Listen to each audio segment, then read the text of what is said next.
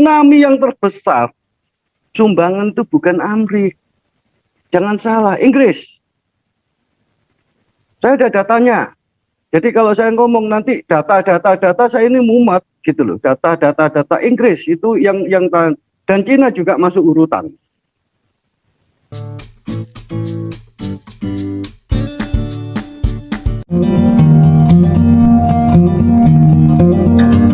Ya, ini yang co-host bisa kapan saja masuk ya.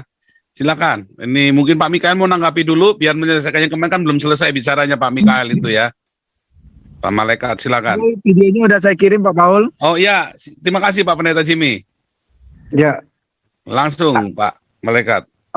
Pak Jimmy saya sayangkan Pak Paul, karena nggak ada suara. Halo. Ya, lanjut. Shalom, Nabi 26. Shalom semua yang Pak Malaikat. Yang di YouTube dan di Zoom. Jadi gini ya. Itu saya cerita yang tadi disampaikan itu udah jenuh. Zaman onta itu belum bungkuk Pak. Pak Nabi. Itu onta jalannya sekarang tegak ya Pak. Lah iya. Onta masih pakai sepatu roda tuh. Nah itu. Jadi kalau saya cerita dulu itu kita masih bodoh-bodoh. Dikit-dikit ambruk. Sekarang semua tahu bahwa United States 50 lebih negara. United States of America. Padahal kalau kita bilang Uni Eropa, masih ada Belanda, masih ada Jerman, masih ada Inggris. Nah itu loh bedanya. Adidaya yang super power tamak, tapi saya kalau bilang Sinterklas, ya jiwanya masih Jibril. Kita dulu ini masih dibodoh-bodohkan. Contoh, kalau Amerika masuk melalui apapun, bahkan di Indonesia, pasti ada pertumpahan darah. Di situ nantinya ada penghisapan harta. Seperti di Freeport tuh yang main Amerika semua. Anak kecil aja udah tahu. Jangan-jangan bayi, Nabi, udah tahu juga. Tapi kalau beda dengan Cina, sekarang kita ngomong sekarang. Cina, Afrika itu semua bisa orang hitam-hitam masuk bahasa Cina. Tapi seperti contohnya, saya bukan bela Cina ya. Cina datang, kalau Amerika itu darah, tujuannya ke harta. Tapi kalau Cina, kemakmuran dia bangun. Habis itu dia merangkul menjadi persahabatan. Dan kita lihat background sejarahnya, tidak pernah Cina punya jajahan. Gitu. Dan baru-baru ini dan sudah Uni Eropa baru tersadar dengan pola cikal bakal Amrik. Wong dia duit nyetak sendiri, semua sendiri, mau mentak menang sendiri. Sekarang udah bukan zamannya. Terus Nabi 26 juga pernah bilang bahwa Trinitas hati-hati yang disorot kamar gundul. Kalau saya boleh agak luasan sedikit lah. Dia Amrik agama punya. Wah, dikit-dikit agama. Hukum. Wah, ini hukum. Kita diomong HAM dan lain sebagainya. Politik dia punya 3. Apa saya tidak bisa menuduh Amrik itu Trinitas? Apa saya tidak boleh menuduh? Sekarang Amrik itu gandeng dengan Israel. Dia masih untung. Israel diberkati. Kita lihat kembali lagi ke arah perang Yom Kippur. Kalau kita mau lihatlah sejarah perang, 6 hari perang. Di situ Amerika itu cuman bingung sama Uni Soviet pada waktu itu. Israelnya perang sendiri. Berapa negara? Ternyata itu ada 4 negara. Jadi Mesir, sebentar, tak lihat kerpean. Mesir, Suriah, Yordania, Irak didukung oleh PLO sama Lebanon. Tapi di situ Amrik itu nyegatnya di Mesir, takut sama Uni Soviet. Dia tidak ngebantu. Pada waktu perang Yom Kippur, Israel dibiarkan sendirian. Habis gitu gencatan senjata. Siapa yang ngatur di PBB? Amrik lagi. Padahal Israel udah ngomong presiden mau hajar Tapi Pak Malaikat ininya headsetnya jangan gerak terlalu banyak itu tadi. Ulangi. Semangat jadi sekali dia Pak Paul. enggak, biar rakyat jelata termasuk saya itu mengerti bahwa itu sudah termasuk Trinitas. Jadi perang Yom Kippur itu pengertiannya Israel perang sendiri. Amerika takut menjaga Uni Soviet karena Uni Soviet mau masuk. Itu. Terus habis gitu saya ngomong lagi masalah untuk ya sekarang kita lihat dia ngomong nggak ada rasis ya. Kita kalau lihat di video rasis semua, kulit hitam. Saking kita aja berita itu nggak terlalu santun dan lain sebagainya, sebetulnya enggak, dia arogan. Kulit kuning dihajar dan lain sebagainya. Apa? Hamnya dia nggak jalan juga kok dia ngomong ham itu lagi. Jadi istilahnya terus ini, biar mereka itu semua tahu tsunami yang terbesar sumbangan itu bukan Amerika.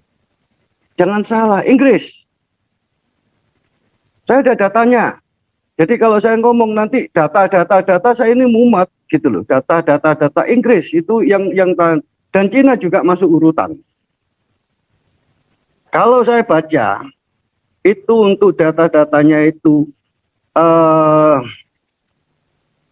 jadi pertama kali itu Inggris, Spanyol, China, Perancis. Mana ini Amerika? Coba dicek untuk dana tsunami. Saya bilang, mana? Yang barusan ini untuk tsunami kemanusiaan, tapi koar-koarnya udah mumet gitu loh. Jadi saya kok punya kecenderungan bahwa Amerika itu selalu ingin menguasai segala sesuatu itu, tapi akan ujung-ujungnya akan terjadi timbul pertumpahan darah diteteskan, baru dia mendapat tujuannya, poinnya. Banyak Irak, Iran, Syria dan lain sebagainya, dia ISIS. Akhirnya sadar si ISIS itu sadar bahwa dia selama ini jadi permainan aja. Akhirnya apa? Dia marah, dibom. Itu omongan rakyat jelata lah. Kalau saya suruh lihat terlalu politis mumet lah. Gitu. Dia menghancurkan dengan 9/11 ya.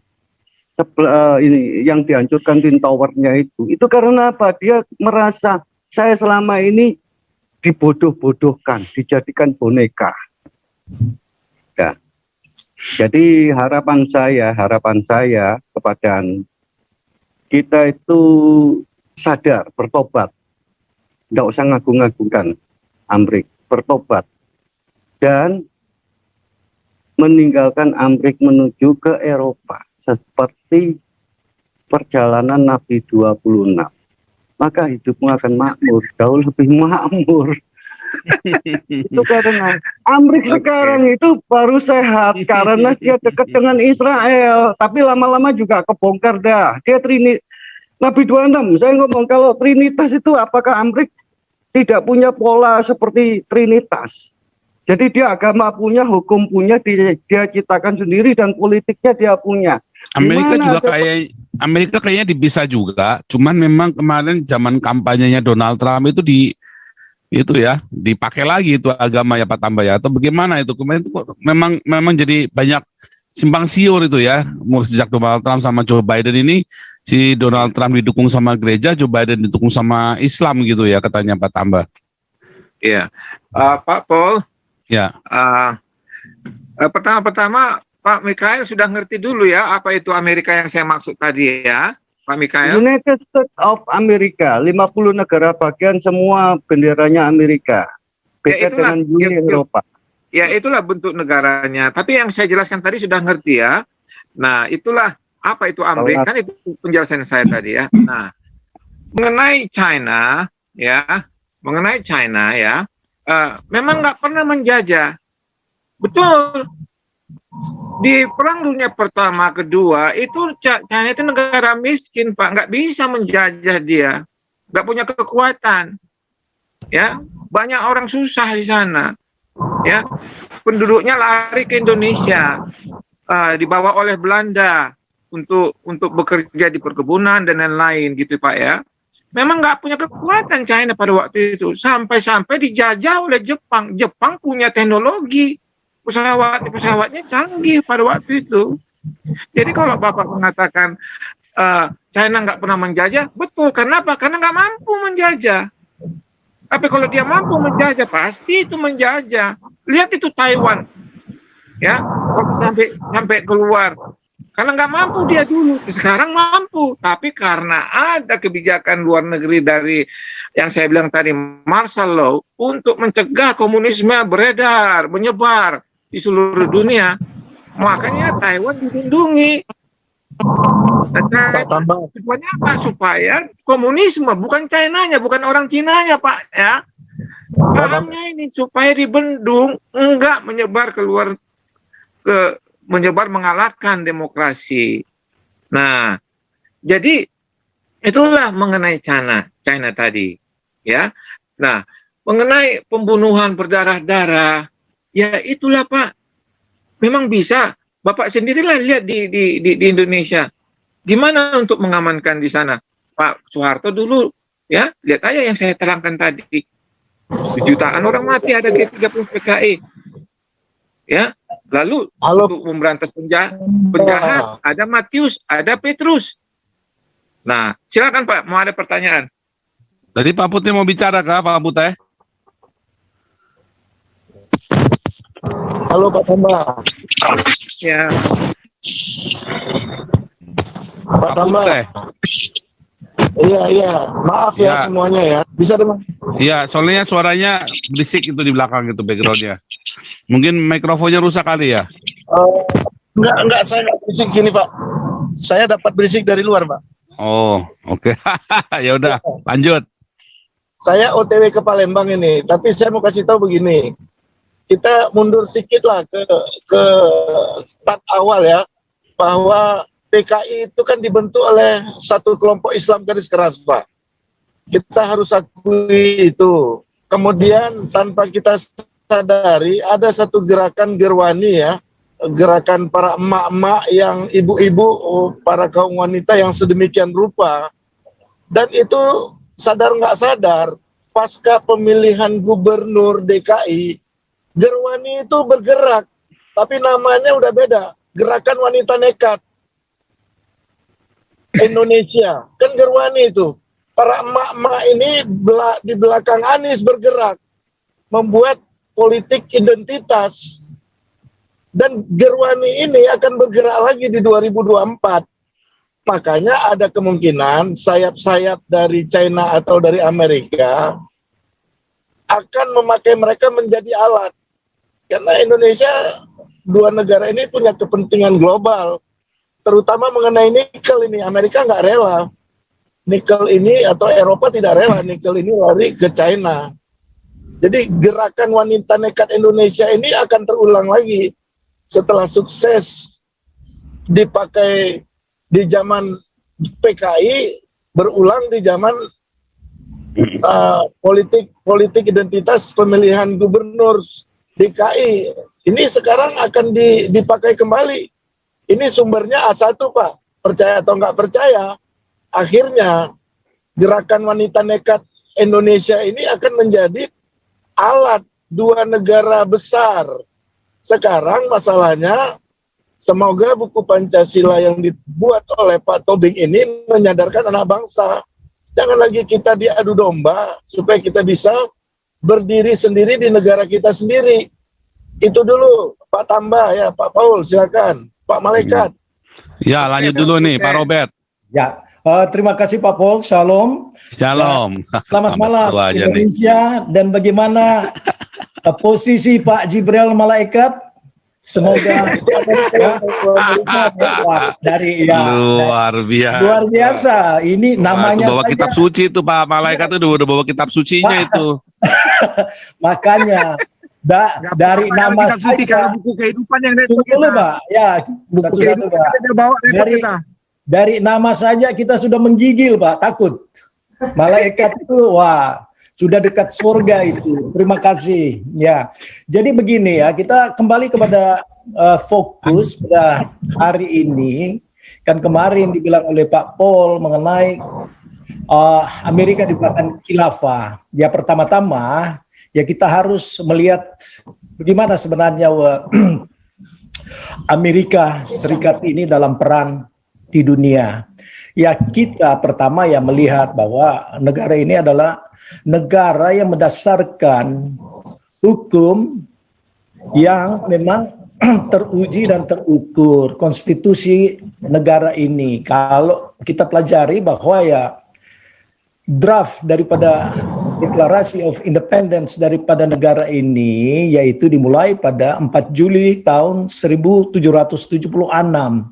Tetapi karena perdebatan-perdebatan untuk mengukur kebenaran dan ketentuan hukum, di mana itu banyak sekali diratifikasi atau dibenerin oleh para founding father, antara lain Alexander Hamilton, juga George Washington, dan itulah kita tadi pakai lampu jauh orang James Madison, dan semua mereka itu meratifikasi undang-undang yang akan diberlakukan untuk negara ini supaya tidak tumpang tindih dan tidak terjadi hal-hal yang bisa justru membawa kepada suatu negara besar untuk hancur di kemudian hari. Dan nyatanya semua aturan atau undang-undang di sini yang bisa dipraktikkan hingga 200 tahun kemudian. Jadi di sinilah letak daripada suatu negara yang sudah memikirkan kemajuan dalam dunia ke depan, yang tidak lagi diatur tumpang tindih ya, seperti keadaan di Indonesia misalnya ya, tiap-tiap pemerintah mengadakan aturan sendiri, misalnya soal demokrasi saja. Demokrasi itu terus berubah. Demokrasi Pancasila, demokrasi kebersamaan rakyat, dan sekarang demokrasi gotong royong. Jadi demokrasi seharusnya kan itu menjadi satu tatanan negara, konstitusi yang tidak bisa berubah kecuali ada keadaan-keadaan yang perlu di amandemen. Itu tentunya bisa diatur oleh para pengatur undang-undang, tetapi konstitusi itu sudah ada yang dipikirkan kemudian. Itulah mungkin perbedaan kita di Indonesia sehingga bisa dimasuki oleh identitas-identitas yang kita alami hingga saat ini. Agama terus yang disampaikan. Dan menyangga apa yang disampaikan oleh pada Pak Malaikat, ini ya terus terang ya, saya melihatnya ini suara daripada Amin Rais, Yusuf Kala, Anwar Abbas yang memusuhi Amerika secara mungkin tadinya dari pribadi tapi digaungkan menjadi bagian daripada organisasi, di mana ya kita melihat bahwa tidak ada hubungannya Pak kalau soal dalam negeri itu, soal khilafah itu di belakangnya Amerika. Tidak benar itu Pak. Kalau di belakang daripada persoalan-persoalan global, misalnya campur tangan Amerika dengan adanya pengaruh-pengaruh komunis, pengaruh daripada intoleran, ya Amerika akan masuk dengan cara dia, karena ya memang dia mempunyai suatu pengaruh besar di dalam dunia ini. Jadi ya saya mendengar penjelasan dari Pak Malaikat, ya mumet karena ya dari Amerika Jibril di belakangnya, terus kembali kepada Yom Kippur, kembali kepada tsunami. Ya, kayaknya yang melingkar Pak, nggak ada ini. Jadi fokusnya di sini peran daripada Amerika terhadap khilafah. Ini enggak lah Pak. Kalau dalam G30S ya ada campur tangan daripada CIA ya di sana. Kemudian peran Amerika terhadap ketidakadilan itu dia bermain, meskipun di dalam politik secara keseluruhan ya memang dia juga ingin menanamkan suatu tentunya ya ide-ide supaya ya namanya negara maju, dia tidak ingin juga kalau negara lain itu dipengaruhi oleh orang-orang atau suatu bangsa yang menyebarluaskan pandangan-pandangan yang bertentangan dengan politik Amerika. Itu sudah biasalah, politik global. Kalau suatu negara yang kuat ya memang ada kecenderungan untuk mengontrol. Nah, di sini kita bisa membandingkan sekiranya tidak ada Amerika yang ada. Jadi Pak malaikat bisa memikirkan ini ya. Jadi jangan sampai karena ditolak mungkin visanya oleh Amerika lalu menjadi sentimen pribadi. Saya melihat ini ya artinya kita to the point saja lah. Karena banyak yang begitu Pak. Antara lain ada juga dari teman-teman kita. Jadi mengambil ini mengeneralize semua persoalan di Bali, karena ya itu adalah statement daripada Amin Rais pada waktu ada September 11. Saya berada di Indonesia pada waktu itu. Dia bilang sebabnya Amerika. Ya nggak mungkin lah Amerika itu akan membom salah satu ikonnya itu World Trade Center ya. Jadi kita juga pakai logika di dalam memberikan komentar. Dan soal Yom Kippur tadi, Yom Kippur itu tidak ada hubungan dengan apa yang disampaikan oleh Pak Malaikat. Itu memang Israel harus bertindak dengan adanya tekanan-tekanan daripada negara-negara Arab pada waktu itu. Jadi kita lepas daripada itulah, kita nggak mau ya melingkar terlalu jauh. Jadi khilafah ini adalah buatan daripada pecundang-pencundang politik di Indonesia itu sendiri. Dan ini melonjak pada zamannya reformasi. Jadi yang mereka reform itu adalah menguatkan pengaruh-pengaruh khilafah di Indonesia. Yang kita sudah melihatnya kan, kegagalan daripada Soeharto juga antara lain, di samping korupsi, itu di mana menjadi pengaruh-pengaruh radikal di Indonesia. Karena dimulai daripada SBY. SBY membuat ISMI. ISMI itu adalah think tank daripada orang-orang yang akan menuju kepada suatu kehancuran di Indonesia yang ditunggangi oleh para pelaku-pelaku politik yang berlanjut seperti Yusuf Kala, Amin Rais, ya termasuk juga yang membentuk partai-partai yang berslogan agama. Jadi mereka semua mempergunakan ini sebagai lokomotif untuk ingin menguasai Indonesia dengan ingin menerapkan kembali syariah yang tentu ditentang oleh Amerika kalau ini diterapkan, karena bagaimanapun juga kan ini merupakan pemaksaan. Jadi dari segi hak asasi manusia ini tidak ada keadilan dong kalau dipaksakan, karena negara ini juga dia menghilangkan itu identitas agama sejak daripada itu termasuk dalam amandemen pertama justru di negara ini diberikan free speech tetapi tidak memasukkan agama itu sebagai salah satu bagian untuk bisa dijadikan patokan dari konstitusi. Jadi itu dipisahkan antara agama dan hukum yang berlaku di negara ini. Jadi kalau mau bilang dia kembali untuk menerapkan khilafah di negara orang, itu nonsen lah Pak. Itu nggak nyambung itu ceritanya. Dan soal ketetapan-ketetapan dari negara ini, itu adalah suatu kebijakan yang diciptakan oleh pengaruh kekuatan daripada dua partai di sini Pak ya. Kita tahu Demokrat dan Republik. Jadi para calon-calon pemimpin ini harus memberikan pemaparan yang apa yang mereka akan lakukan terhadap negara ini bila mereka terpilih.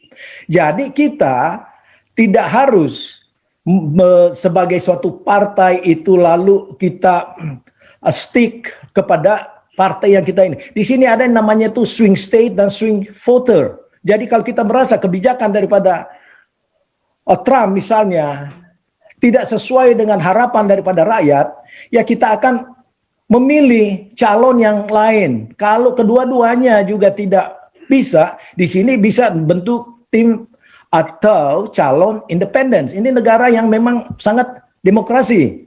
Nah sekarang kebijakan-kebijakan ini yang dituntut oleh rakyat, ya seperti apa yang dikampanyekan. Nah, kebanyakan kita kan melihat seperti kampanye-kampanye di Indonesia jadi presiden. Kampanyenya untuk menduduki suatu posisi di kala itu mereka melakukan hal-hal yang sangat bertentangan. Misalnya dengan mengumpulkan keinginan-keinginan untuk memperkaya diri dan lain-lain. Ya, khususnya dalam zamannya SBY dan Soeharto itu terlihat sekali. Dan tidak bisa kita dibodohi soal itu. Dan juga kekuatan. Kalau saya mempunyai suatu kekuasaan nanti akan saya perkuat aliran atau apa yang saya inginkan, misalnya identitas agama yang menekan kelompok-kelompok minoritas. Ini jelas-jelas salah.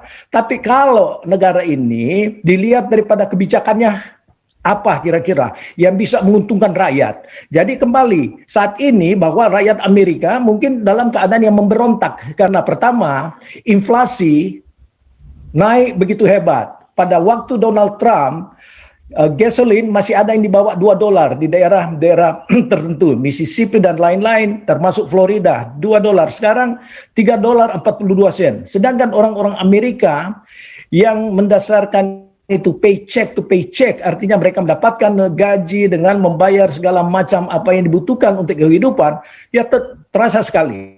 Inflasi sangat tinggi. Demikian juga itu belanja, soal belanja, grocery, wah, meningkat luar biasa. Yang tadinya harga $5 jadi $11. Ini hal-hal yang membuat masyarakat tidak mempercayai pemimpin yang mereka pilih. Dan security daripada negara ini, misalnya penjagaan supaya orang-orang yang ingin menghancurkan Indonesia tidak masuk. Zaman Trump dulu itu adanya border, dia membuat supaya ya jangan seenaknya orang nyebrang. Sama dengan di Eropa. Eropa juga ketat sekali itu mengenai mereka yang mengaku refugee tetapi mereka disusupi oleh ISIS atau orang-orang yang radikal. Kan kita nggak tahu, Eropa itu lebih kencang daripada Amerika sebenarnya. Amerika ini toleransinya sangat tinggi.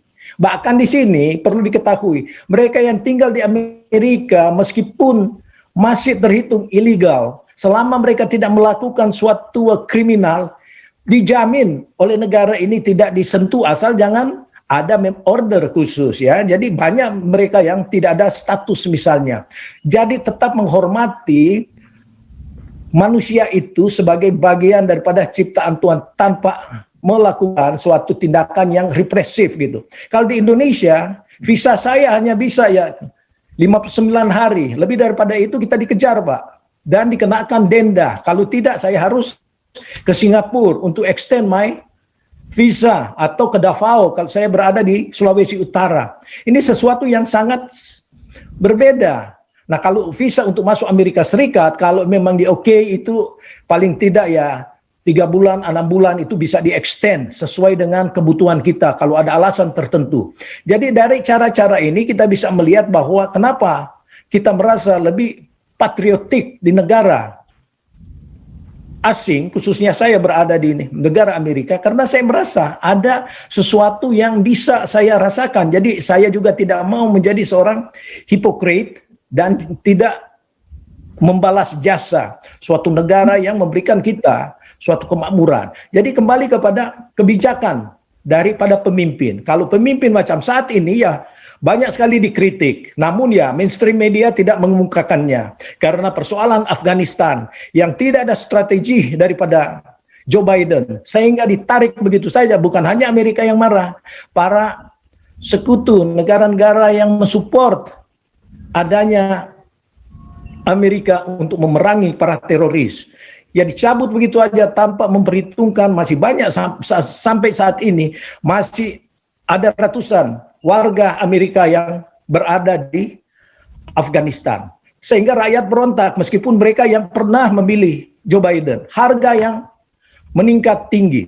Jadi inilah Amerika Serikat. Jadi tidak harus kita patuh kepada ya kalau pemimpin kita yang tidak menjalankan apa yang dia janjikan atau promise to the people, ya kita punya hak untuk memveto. Kalau di Indonesia kan tidak, kita ikut-ikutan. Kalau agama sudah bilang begitu ya, right or wrong, itu kita punya harus diambil. Jadi ini mungkin yang perlu dipahami oleh Pak mualaf malaikat, jangan kita memberikan suatu pandangan-pandangan ataupun pendapat yang justru menyesatkan, karena ya kita harus tahu juga histori daripada negara ini. Untuk membuat undang-undang di sini tidak hanya karena mereka declare pada tahun 1776 itu ada ratifikasi selama 11 tahun baru mereka umumkan inilah undang-undang yang ada melalui amandemen yang sudah diperbaharui, sehingga ya negara ini terukur untuk menentukan, tidak seperti kita di Indonesia segala sesuatu kita memblame yang lain. Persoalan itu komunis yang melakukan makar atau melawan pemerintah tahun 1948 di Madiun yang disponsori oleh Musso, Amir Syarifuddin, dan yang satu lagi. Mereka itu tindakan-tindakan lokal yang dipengaruhi oleh partai mereka yang berkiblat kepada Cina. Kemudian muncul DI, Darurat Islam, Kahar Musakar.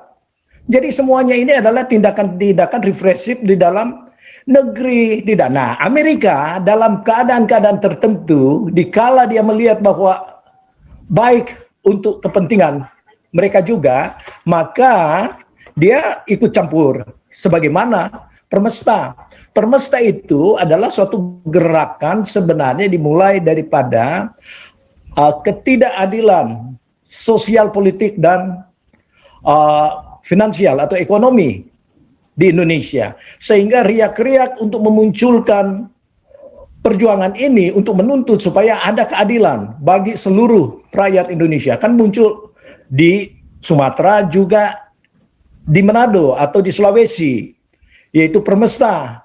Namun Amerika ikut di dalam permainan tersebut karena ya mereka support itu menentang, karena di antara perjuangan misalnya Permesta, PRRI Permesta adalah untuk menghancurkan komunis, karena pada waktu itu kelompok daripada Om Vence Sumual telah melihat pengaruh-pengaruh daripada Aidit CS yang akan menghancurkan Indonesia, dan benar Amerika mensupport, dan kita melihat bahwa karena ini ada kejadian tertembaknya salah satu pilot bayaran daripada Amerika pada saat itu, yaitu Alan Pope, maka ya Amerika tidak ingin secara langsung mengintervensi politik Indonesia, maka berhenti, sehingga ya Permesta boleh dibilang kalau di Sulawesi 3 tahun baru mereka bisa dinyatakan kembali ke pangkuan Ibu Pertiwi, dan bukan karena seperti di Sumatera hanya dengan 2-3 hari sudah dikuasain. Kalau di Minahasa 3 tahun, dan itu pun atas himbauan daripada Abdul Haris Nasution, yang mana dia adalah kawan baik daripada Alex Kawilarang, yang menghimbau masyarakat yang terlibat dalam Permesta untuk kembali ke pangkuan Ibu Pertiwi. Jadi inilah sebenarnya bagian daripada riak-riak sejarah di Indonesia, dan tuntutan-tuntutan ini karena dimulai daripada ketidakadilan. Selain daripada komunis itu adalah tuntutan untuk menjadikan Indonesia sebagai satu negara komunis yang bertentangan. Pertama ya bertentangan dengan Pancasila, ketuhanan yang Maha Esa. Jadi di sini mungkin gambaran-gambaran untuk kita bisa melihat bahwa dalam komunis juga ini kita lihat 1 menit Pak Robert ya. 1 menit ya.